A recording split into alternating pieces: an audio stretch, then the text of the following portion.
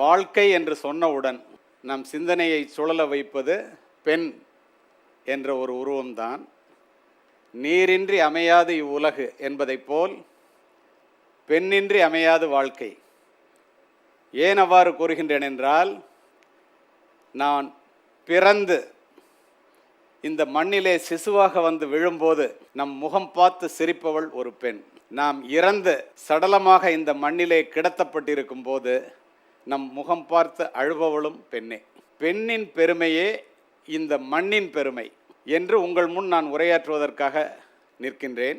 மங்கையராய் பிறப்பதற்கே நல்ல மாதவம் புரிந்திடல் வேண்டுமம்மா. கவிமணி தேசிக விநாயகம் பிள்ளை. பெண்ணில் பெருந்தக்க யாவுள என்று அறத்துப்பாலிலே கேள்வியை எழுப்பிய வள்ளுவன், பெண்ணே பெருமையுடைத்து என்று பொருட்பாலிலே பதில் சொல்லி, பெண்ணில் பெருந்தக்கது இல், பெண்ணை விட பெருமையானது இந்த உலகத்தில் இல்லையடா சொன்னவன் வள்ளுவன். ஏட்டையும் பெண்கள் தொடுவது தீதென்றெண்ணினோர் மாய்ந்து விட்டார். வீட்டிற்குள்ளே பெண்ணை பூட்டி வைக்கும் விந்தை மனிதர் தலை கவிழ்ந்தார். எட்டும் அறிவினில் ஆணுக்கு இங்கே பெண் இளைப்பிள்ளைகான். ஆணும் பெண்ணும் நிகரெனக் கொண்டால் அறிவில் ஓங்கி வையம் தழைக்கும். மாதர் தம்மை இழிவு செய்யும் மடமையை கொளுத்துவோம். அறிவு கொண்ட மனித உயிர்களை அடக்கி ஆள நினைப்பவர் பித்தராம். பட்டங்கள் ஆள்வதும் சட்டங்கள் செய்வதும் பாரினில் பெண்கள் செய்ய வந்தோம் சொன்னவன் பாரதி. சங்க இலக்கியங்களிலே நீதி நூல் இந்த பெண்களை பற்றி என்ன சொல்லியிருக்கிறது என்று கேட்டால் நீங்கள் வியந்து போவீர்கள். அத்தி மலரும் அருங்காக்கை வெண்ணிறமும் கத்து புனல் மீன்பதமும் கண்டாலும் பித்தரே காணார் தெரியல் கடவுளரும் காண்பரோ மானார் விழியார் மனம். இதுக்கு என்ன அர்த்தம்னா, அத்திப்பூவை பார்த்துடலாமா, எப்பயாவது பூக்கும். வெண்மை நிற காக்கையை கூட பார்த்து விடலாமாம். ஒரு மீன் நீரிலே நீந்தி செல்லுகின்ற தடத்தை கூட பார்த்து விடலாமாம். ஆனால் ஞானிகளுக்கும் தெரியாதாம், கடவுளுக்கும் தெரியுமோ தெரியாதோ என்று சந்தேகமாம். எது? மான் போன்ற அழகான விழிகளை உடைய மங்கையரினுடைய மனதை அறிந்தவன் இந்த உலகத்தில் யாரும் இல்லை. இந்த பெண்ணுக்கு என்னடா தெரியும் அப்படின்னு நம்ம நினைக்கிறோம். ஆனால் பெண்களுடைய மனதை அறிந்தவன் உலகத்தில் யாருமே இல்லை என்று சொல்லி சென்று விட்டார்கள்.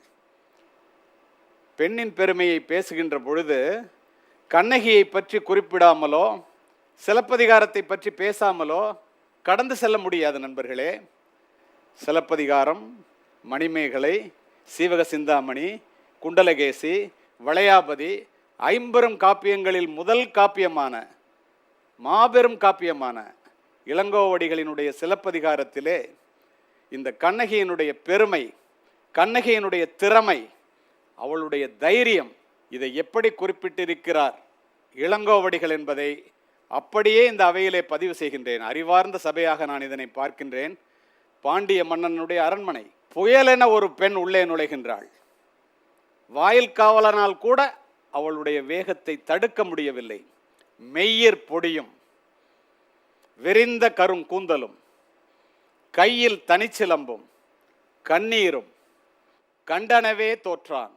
அவள் சொல் உண்டனவே தோற்றான் உயிர். உடம்பு பூரா மண்ணா, தலைவிரி கோலமா, கையில் ஒற்றை சிலம்பா, கண்ணில் தண்ணீரான், கண்ணீர். அதை பார்த்த உடனே வழக்கே ஆரம்பிக்கல, கண்டனவே தோற்றான். அதை பார்த்தோடனே வழக்கில் தோற்றுட்டான் பாண்டிய மன்னன். அவள் சொல் உண்டனவே தோற்றான் உயிர். அவள் பேச ஆரம்பித்தோடனே தான் உயிரே இழந்துட்டான். இதை பார்த்தவுடன் மாட மாளிகைகளிலே இதை போல மக்கள் அமர்ந்திருக்கின்றார்கள். அந்த மக்கள் இந்த பெண்ணை பார்க்கின்றார்கள். பார்த்தவுடன் அவர்கள் என்ன நினைக்கின்றார்கள் என்பதை இளங்கோவடிகள் எப்படி அழகு தமிழிலே அருமையாக சொல்லுகிறார் பாருங்கள். களையாத துன்பம் இக்காரிகைக்கு காட்டி வளையாத செங்கோல் வளைந்தது இது வெண்கொள். மன்னர் மன்னன் மதிக்குடை வேந்தன் தென்னவன் கொற்றம் சரிந்தது இது வெண்கொள். இவளுக்கு சரி செய்ய முடியாத ஏதோ ஒரு பெரிய தவறை நம் மன்னன் ஆற்றிவிட்டான். மன்னர் மன்னன் மதிக்குடை வேந்தன், மன்னர்களுக்கெல்லாம் மன்னனான பாண்டிய மன்னனுடைய தோல்வி ஆரம்பித்து விட்டது என்று மக்கள் மாடத்திலே இருந்து நினைக்கின்றார்களாம். மன்னன் இந்த காட்சியை பார்க்கின்றான். நீர்வார் கண்ணை என் முன் வந்தோ யாரடியோ நீ மடக்கொடியோய் கண்ணில் தண்ணீரோட வந்து இளம் அழகிய பெண்ணா நிற்கிறே, நீ யார்? ஊழ்வினை துரத்த சூழ்கழல் மன்னா நின்னகர் புகுந்து என் கால் சிலம்பு பகர்தல் வேண்டி, பகர்தல்னா விற்கிறது, நின்பால் கொலைக்கலப்பட்ட கோவலன் மனைவி கண்ணகி என்பது என் பெயரே. இதை கேட்ட உடனே அடுத்து சொல்லுகிறான் பாருங்கள், மன்னன் அல்லவா, கல்வனை கோரல் கடுங்கோல் என்று வெல்வேல் கொற்றங்கான். திருடனை கொல்றது அரச பரிபாலனம், நீதி பரிபாலனம், அதில் என்ன தவறு? காய்கதிர் செல்வனே நீ அறிய என் கணவன் கல்வனோ. எவிடன்ஸ் கொடுக்குறா, என்னுடைய சிலம்பு மாணிக்கப்பரர்களால் ஆனது, நான் சோழ மண்டலத்திலிருந்து வந்த பெண் என்கின்றாள். எவ்வளவு நீதி தவறாத மன்னன் பாருங்க. தேமொழி உரைத்தது செவ்வை நன்மொழி, யாமுடை சிலம்பு முத்துடை அரிதே. நான் பாண்டிய நாட்டு மன்னன், என்னுடைய மனைவியினுடைய சிலம்பு முத்துக்களால் ஆனது, கொண்டு வா அந்த சிலம்பை. கண்ணகி அதை வாங்கி தரையிலே அடிக்கின்றாள். அதிலிருந்து தெரித்த மாணிக்க பரல் மன்னனுடைய உதட்டிலே சென்று படுகிறது. நண்பர்களே, அடுத்த நொடி பொன்சை கொல்லன் தன் சொல் கேட்ட யானோ அரசன் யானே கல்வன், மன்பதை காக்கும் தென்புல காவல் என் மிதல் பிழைத்தது கெடுகவே நாயில். தப்பு பண்ணிட்டேன்டா, சாம்ராஜ்யத்துக்கே இதுவரைக்கும் நடக்காத பழியை உண்டாக்கி விட்டேன்னு அப்படியே விழுந்து சாவுறான். அருகிலே அமர்ந்திருந்த பாண்டிமாதேவியும் கூடவே விழுந்து உயிர் விடுகிறாள். இதை எதற்காக குறிப்பிட்டேன் தெரியுமா? பெண் என்பவள் யார்? தொட்டு உணர முடியாத பெரிய யானை, அற்புத யானை, கண்டு உணர முடியாத பேரொளி, அவள்தான் பெண். அதனால்தான் பாரதி சொன்னான் பெண்ணை பார்த்து, யாதுமாகி நின்றாய் காளி. உலகத்துல எல்லாமே பெண் தான்டான். இந்த மண்ணினுடைய பெருமை, நம் பெண்ணினுடைய பெருமை என்ன தெரியுமா? நன்றாக தெரிந்து கொள்ளுங்கள். விவேகானந்தர் கேம்பிரிட்ஜ் யூனிவர்சிட்டியிலே பெண்ணின் பெருமையை பற்றி மிகப்பெரிய உரைவீச்சு. அத்துணை பேரும் அரங்கம் அதிர அவர் பேசி முடித்தவுடன் கைத்தட்டிய பிறகு, நண்பர்களே, இந்தியாவையும் இந்திய பெண்களையும் மட்டம் தட்ட வேண்டும் என்ற ஆங்கிலேய பேராசிரியர் எட்வின் மெர்வின் எழுந்து சொல்லுகின்றார், பெண்களை அடிமைப்படுத்துகின்ற தேசத்திலிருந்து வந்து பெண்ணின் பெருமையை எங்களுக்கு சொல்லுகிறீர்களா என்று கேட்டவுடன் அரங்கமே அமைதியானது. அடுத்த நொடி வீர துறவி விவேகானந்தரிடமிருந்து பதில் சீறி பாய்ந்தது. நண்பர்களே, எங்களுடைய இந்திய தேசத்திலே நாங்கள் எங்களுடைய மனைவியை தவிர மற்ற பெண்களை தாயாக பார்க்கின்றோம். உங்களுடைய மேலை நாட்டிலே உங்களுடைய தாயை தவிர மற்ற பெண்களை மனைவியாக பார்க்கின்றீர்கள்.